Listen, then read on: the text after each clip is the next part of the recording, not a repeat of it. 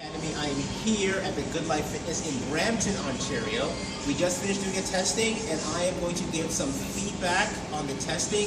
Again, I think this is helpful for everybody who's using kettlebells, so pay attention.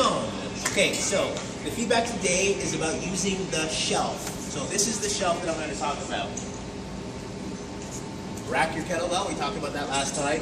The shelf is your elbow on your hip, your iliac crest.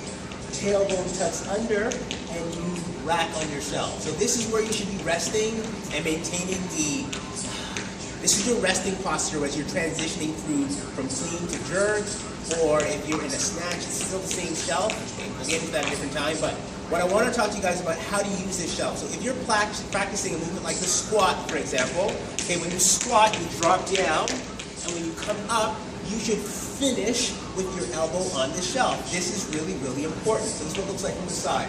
You sit into the weight, you come forward, and you finish on the shelf. Okay, so why is this important when you're practicing squats?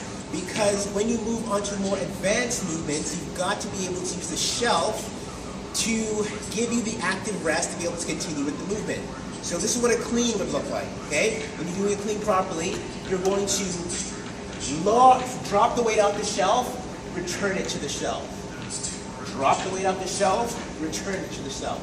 So the point I want to bring up today, from the shelf position, you don't want to throw it off with your shoulder and then catch it up high. The idea is to catch elbow on the hip at the same time. So when you leave off of a clean, squeeze the glutes, let the weight fall off your arms. Let the weight fall off your arm. And as you do that, just lean back into your heels just a little bit, okay? The more you do that, the less you'll have to carry the weight with your body, the more you'll be able to use your bones, the more efficient you'll be at this movement. I hope you guys enjoyed this tip today. Keep practicing, and I will see you guys around.